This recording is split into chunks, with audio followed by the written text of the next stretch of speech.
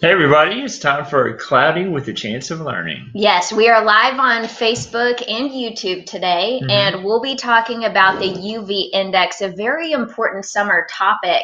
We've been talking about the UV index in some of our daily forecasts to give you guys an idea of the UV index level that we're looking at, because the heat dome is not messing around. That's right. Yeah, we have a lot of big heat expected today, and that's just part of the danger. The other part of the danger is the sun. Right, so we'll have to watch the sun. Today we're actually But don't look at the sun. don't look at the sun. So I guess hypothetically watch for the sun, but actually don't watch the sun, right? Right. See, now you're just going to confuse people. Yeah, I know, right? We're looking at some of the comments. Let's see what we've got. Here we are. Hope we can see and hear today. Yeah, hope you guys can hear us great this afternoon. Addison's in. Hello, Addison. Hey, yeah, Addison from Converse is joining us today.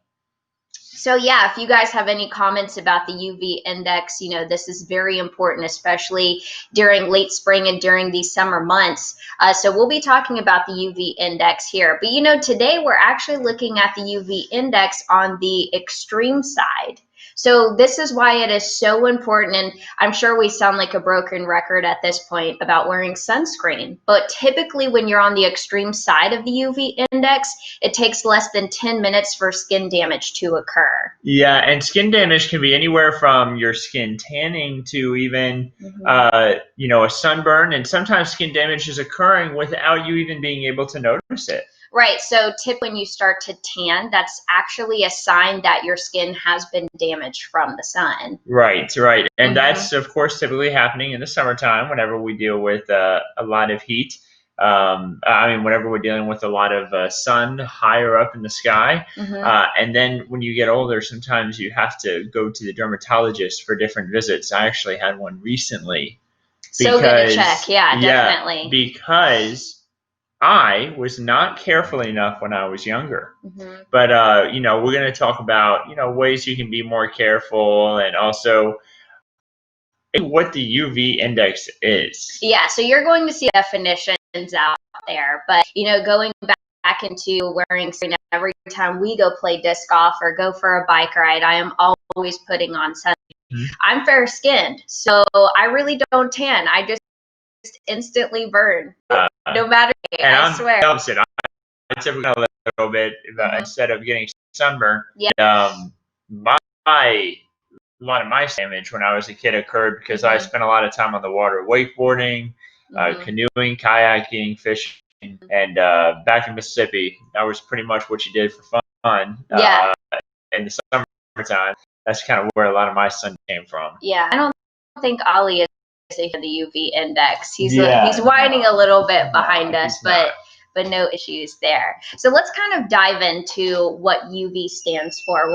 When we talk about the UV index, UV stands for ultraviolet, and we'll be talking about ultraviolet radiation. Now, this is kind of a bad thing. This can cause skin damage like we've been talking about, skin cancer. It can be from the sun, but also man-made. Think of tanning salons. Right, tanning salons can make UV light, and they even say that some computer screens can emit like very minuscule amounts of UV light. Yeah, I don't doubt it. Technology nowadays. Yeah, definitely don't doubt that. Roy says it's kind of crispy out here today. Yeah, definitely. We're looking at dangerous heat in the forecast. We're still under that excessive heat warning. So not only are you having to watch out for the dangerous heat today, but also the UV index, the ultraviolet radiation. And this all comes from the sun. Now, this is invisible to the human eye. So you're not going to see, of course, the ultraviolet radiation, but there are computer models, there are satellites up in space that help us see the ultraviolet radiation. And something that plays a key role in our UV index is how's our ozone doing? Is our ozone, a little higher today, is a little bit lower? And typically on the lower days, you'll have a higher UV index. Yeah, that's whenever we have a little bit thinner of the ozone layer. Yeah, definitely. So Nora says, please don't forget about our animals. Plenty of fresh water. Adding some ice would be nice. Yeah, definitely. Don't forget about the outdoor pets. We have ours laying next to us, and every time we talk, He just wants attention, so he demands to be pet. Yeah, so I have to give him a lot of good pets and attention. So that's what I'm kind of doing over here, just kind of off screen, trying to keep him comfortable. But we have the air conditioning, and whenever we take him out, especially with the heat, it's usually only early in the morning or late in the afternoon or at night. Yeah, about sunset. Yep, and you always got to check the temperature of the pavement. Remember, don't use the palm of your hand; use the back of your hand to check the temperature of the pavement. But that's a whole nother lesson. Yeah, that's a whole nother lesson. But yes, so important to keep your furry friends in mind. Yeah, and the UV light is always coming off of the sun. The sun is always emitting these ultraviolet rays, which come in contact with the earth as they're going way out into space. So they're not just aimed at earth. Right. They're going off in every direction from the sun, and it just happens to be that we're in the line of sight of the sun. But so are the rest of the planets. So you would experience this on any planet. Sometimes, though, it's a little more intense on other planets. Yeah. Ozone is a huge factor. The atmosphere, how thick is the atmosphere, and if that planet has an atmosphere. So that's a big thing to also remember when it comes to the UV index. But here's kind of a simple definition for you. The UV index, it was created back in 1994 by the National Weather Service, and the UV index actually helps us plan outdoor activities to avoid overexposure to damaging sunlight. So that's why I often talk about the UV index. Be careful, because if it's on the extreme side, your skin can get a sunburn less than 10. So wear sunscreen. I think greater than SPF 15 would be your best bet. And you can also wear something that's sun protective clothing. They make special sun protective clothing now. And back when I lived back on the coast of Mississippi, I used to go kayaking out to the islands all the time. And I have this huge assortment of sun protective clothing, because it would protect my skin from the sun, and I need that because I've already had a little bit of sun damage as I've grown up, and I've had to have a few visits to the dermatologist. Thankfully, nothing major, because that's they always check to make sure you don't have skin cancer. So thankfully, I have not had that issue, but they've had to do special checkups before. And it's important to protect your skin either with that sunscreen or with that sun protective clothing, so you don't have to worry about that as you get older. Yeah, something I'm guilty of is I oftentimes forget my sunglasses. I need to wear my sunglasses way more, because even if the UV index is on the low side, you should definitely wear your sunglasses. That's always the number one thing you should probably take, when you leave the house. Yeah, protecting your eyes against the sun is very important. Ocular melanoma is a thing where you can get cancer in your eye, and it's actually on your eyeball, and they think it could be from sun damage. And my mother had it. So it's so important to wear sunglasses and protect yourself. We have George Cruz saying, I'm going to be on the pool all day with a nice cold lemonade. I am super jealous. Yeah, I'm jealous as well. And our buddy Matthew's in. What's up, hey, Matthew? He says, congrats on the engagement. I tried to type that last video, but didn't see it. Well, thank you so much, Matthew. We appreciate it. We're so excited. Yes. So going back to UV index, of course, it helps us plan our outdoor activities, just like you guys going to the pool today, enjoying some lemonade. Oftentimes you need to wear sunscreen because the water can also reflect light. The concrete, we often talk about that. The light can be deflected off of Earth's surface, objects, and also harm them. Right, and you mentioned on the water, that's a spot where you can really burn more easily. The water often reflects the sunlight very well, and it can lead to a sunburn more easily. Also, white sand on beaches. Right, that's another good one. White sand on beaches you have to watch out for. So the UV index will rise and fall as the day progresses. Makes sense, right? You want to wait for the sun to get to the highest point in the sky. Now, I want to pull up the sun angle on my end. And, the sun angle here in San Antonio is changing. I mean, every millisecond. Yeah. You get like these small little changes in the degree. But right now, our sun angle is out of the southeast at 138, now 139 degrees. So we're not going to go back and forth. That's a super cool website. No idea that you could track that. That's so cool. Your voice got really high pitched. I know. I'm really think it's cool. I mean, that's neat. Yeah, I always look at it when it comes to our sunrises and sunsets, and it's also good for climate too. Cool. Definitely. So watch for the sun's highest point in the sky. This is typically about midday, so a little after lunchtime. You have to determine the sun angle that day at solar, and solar noon just means, the highest point in the sky. Right. Yeah, the highest sun angle. Thanks for the advice. You're welcome. Let's see. We're looking at. I passed on my evening walk outside today. And there's always tomorrow. Yeah. Unfortunately, it's going to be hot tomorrow as well. But those morning walks, you don't have to cancel those. Those are actually going to be really nice here these next few mornings with 70s and 80s expected. And whenever that sun is lower in the sky, it's not that bad. And we also are expecting a little bit of cloud cover these next few mornings. Yeah, I'm kind of done with the heat. I got a new bike and only got to ride it once.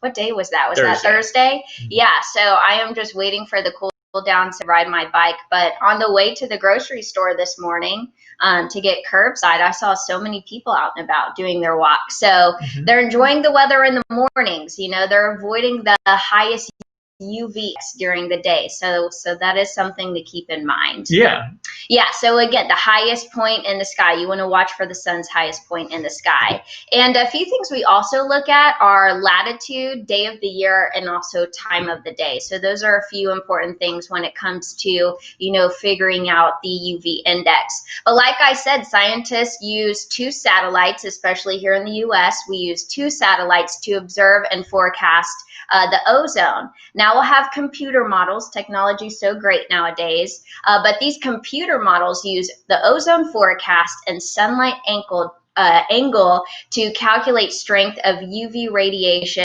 way to ground level. So that's something that we monitor there. Yeah, very cool. And the UV radiation, of course, is coming all the way in through the atmosphere. So being able to find out what it's doing at the ground level is always the most important thing, that truth to it, that we can find out exactly what it is. Right, and think of the sun being so far from Earth, right? And we talked about this in one of our classroom talks about the different levels of the atmosphere. You have that ozone layer. So, and you were also talking about this. The sun kind of goes all sorts of different ways. Right, light is scattered. So it hits the atmosphere, and don't think of it as just going straight through to the surface. It kind of goes like this. Scatters all about. Yeah. It doesn't just go down at a straight line. Right. So the UV index ratings vary due to time of day, cloud cover, the ozone, land cover, altitude, seasons, latitude, and Earth surface objects. That's a lot of stuff. That's a lot of stuff. And by the way, Megan, we went forward there, but I wanted to also mention what that scattering is. It's called me-scattering. And it's why the Earth is blue. I mean, why the Earth is blue, why the sky is blue. If anybody ever asks, why is the sky blue? Say it is from light scattering, me-scattering. So you'll be able to tell people that. It's because the light is scattered in a certain way that it makes the sky appear blue. It's that part of the color spectrum. Exactly. So we have a comment here about being scared of the sun. No, you don't need to be scared of the sun.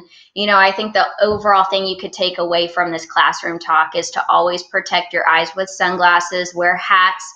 Andrew was talking about long sleeve shirts that he sometimes wears in the summer to protect his skin, but sunscreen. I mean, you could always wear sunscreen. The higher the SPF, the better, and you can always reapply it too. Yeah, and Paul, remember, this is a classroom talk. This is for kids today to learn more about the UV index, and just it's a little lesson. Yeah. So that's what this is all about today, Paul. Just calm down.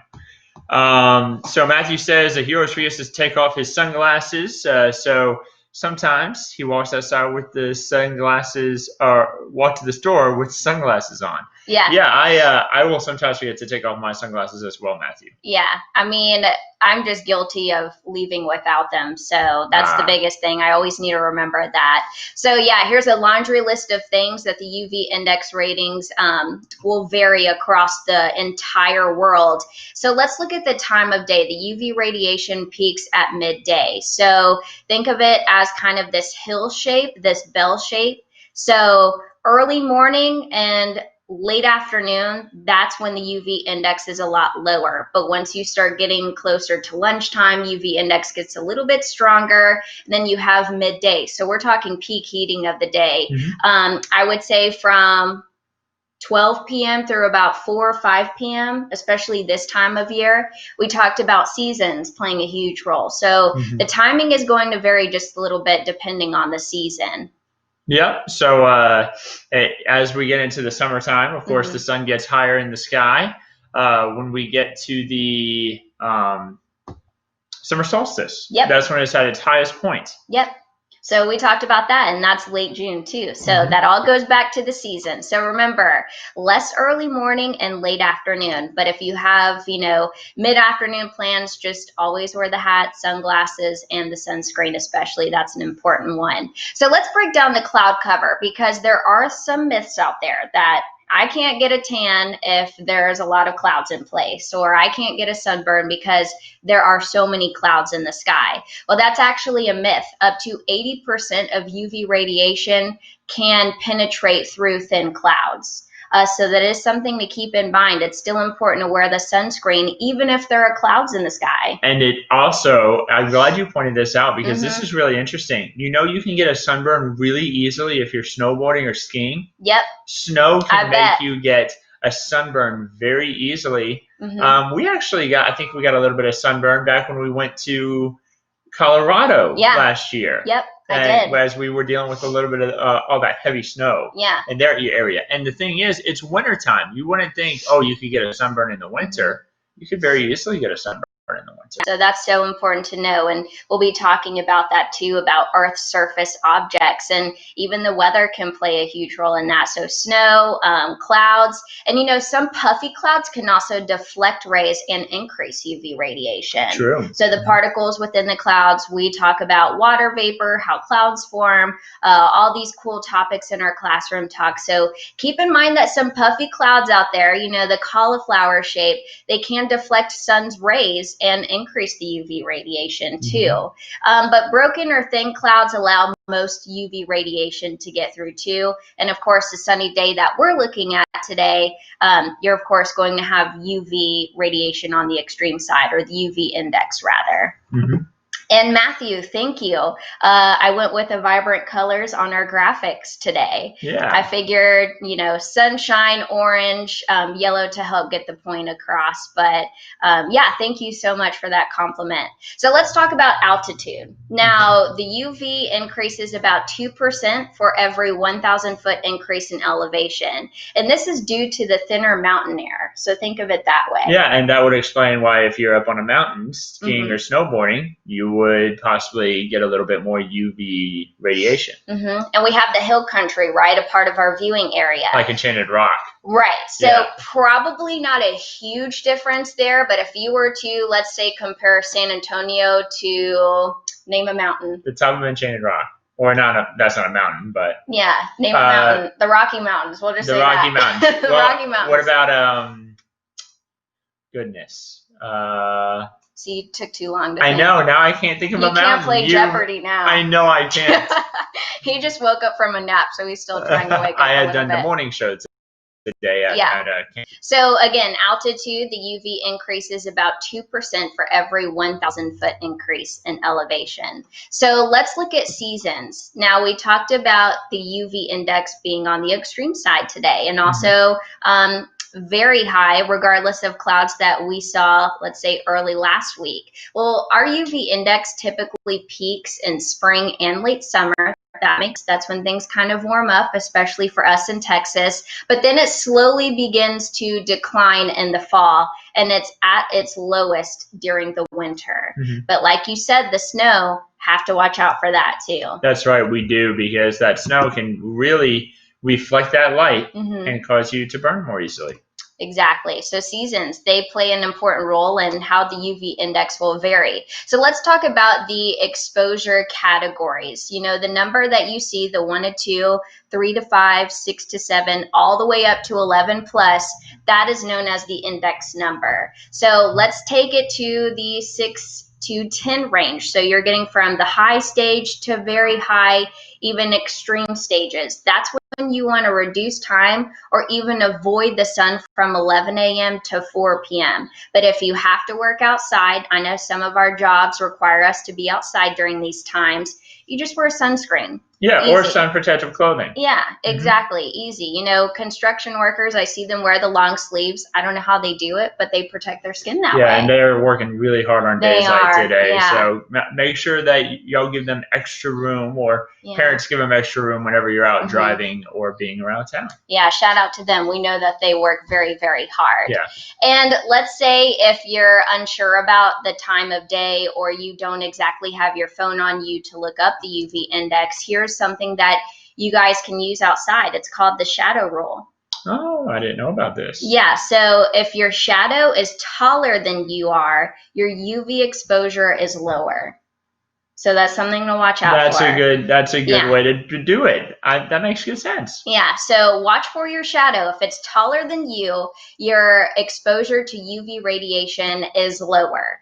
Now, the complete opposite, if your shadow is shorter than you are, because you are being exposed to higher levels of UV radiation. And again, I put there in big, bold red letters, wear sunscreen, because that's so important. You know, if you notice, oh my gosh, my shadow is shorter than me, I should probably, you know, wear protective clothing, put on sunscreen, or, you know, always glasses on too. Right, and especially if you're going to be outside for a long period of time. If you're outside for a short period of time, you can pretty much be okay, but you should still protect yourself. Remember, 10 minutes. Exactly. So 10 minutes or less, you can get a sunburn, and we're on the extreme side. So if you're looking at our index number, it's 11 or even greater this time of year. Also, notice we're not seeing much of that haze. You know, Saharan dust can play a huge role. We talked about the ozone, and typically ground level ozone in San Antonio is our biggest problem. So we watch the ground level ozone. We like to see what kind of dust and particles are in our air, and this will also tell us how our UV index will be for that day. Yeah, it does. And we have Matthew saying, he's saying, can UV rays affect the poles to melt? And yeah, I mean, they could probably cause the poles to melt a little bit, but you know, you don't have as much UV rays up in that direction. Matthew says, I'll stop typing. I don't want to flood the chat. Matthew, feel free to flood the chat. Yeah. We do this for y'all. Ask your questions. We love your comments that you make and your little jokes that you make too. Yeah. We love it. Post them. Like, don't feel like you can't make a bunch of comments. Matthew, you're welcome to make comments. And we have Diane asking if I'm ever going back into the studio. Right now, it's still well up in the air. Of course, the reason why I'm staying home with my colleagues is because we want to flatten the curve. It's all due to lowering the spread of coronavirus. So as of right now, I'm not sure when I am going back into the news station. If severe weather were to strike and the weather was active, of course, I'd be in the studio to help. Right. And but right now, management has requested that some people stay working from home. Of course, we're together on screen because we're engaged, we live together. But you know, you won't see anybody else at the station sitting side by side this close together. Right. So we're all practicing, you know, that 6 foot distance, and it's and just so important. wearing masks whenever we're out in public. But this is our home, so. Yeah. So right now, Diane, it's just a big question mark at this point. But we just hope things kind of calm down and get a little better as time goes on. As life eventually gets back to normal. Yeah. So let's go ahead and pull up the schedule. Tomorrow we have a field trip. Pretty exciting stuff. Yeah, we're going to be going to the Whitty Museum. So that should be a ton of fun. I'm really excited about that myself. And Meagan, it looks like my computer has frozen over here, but that's the latest schedule right there. This one right here? It here? is. Okay. So let's pull it up. So, of course, today we talked about the UV index. Tomorrow you have a field trip that you will be hosting. That's to the Whitty Museum. We're really excited about that. Right now we have something cool going on in the sky in the mornings. I tried to catch it this morning from the top of Ken's spot, but I wasn't able to see it. You have to be away from the lights. You have to be away from any cloud cover in the mornings or any light pollution. And that is the comet Neowise is on the horizon early in the mornings in the northeastern sky. Yeah. But we're going to talk more about that and all about comets in general on Wednesday. And then we're also going to be talking about Hurricane Harvey on Thursday. A lot of us had experienced that. Had a big impact, and we're still looking at an above average hurricane season. And it honestly only takes one to make a huge impact. So it's always best to be prepared. Yeah. It's always best to be ready. So we have Sabrina saying, congratulations. Thank you so much. Yeah, thank you. And we have Sabrina also saying, awesome. Love that, Matthew. And then Friday, we are going to stick with our Fun Time Friday. We'll be talking about the field trip to the San Antonio Zoo. Very exciting stuff here, you guys. And if you have any idea topics or any questions, always feel free to comment on this Facebook Live. So you could always do that. Comment on our YouTube page because we do look at the comments. Just give us your topic ideas. We'd love to see them. And keep in mind, if you've missed a day, you can always go back and find it, especially on our weather classroom playlist. I think it's easier to find on YouTube. I say that every video, but I really do think it's easier to find that way. Yeah. So, let's see if we have any comments that we've missed here. Yeah, but if you guys have any questions, I know Andrew's still struggling with some computer issues over here. Yeah, the struggle of working from home. Every once in a while, you lose connection. I have a computer that is also a dinosaur. Sometimes you lose computer connections back to the station. So I'm having to get reconnected here on my end. But I know that y'all can still hear us and see us. So that's if you have what any matters. Questions, send it our way. Matthew wants to know, are y'all doing the unsolved mysteries on weather? He says, I think that's a good topic. Yeah, maybe we'll have to try to do that. Yeah, and if you have any weather events that you would like us to talk about, we always like to talk about historic weather events, so we could bring that up. One example we have Thursday being Hurricane Harvey. True, yeah, we're going to talk all about that. So, guys, I hope you have a wonderful day. I hope you enjoyed this. Great job on the graphics, Megan. Thank you. Yep, and we're going to go ahead and sign off of here. We hope you have a wonderful Sunday. Stay safe in the heat. And also remember to wear that sunscreen and UV protective clothing. Yeah, we'll see you later.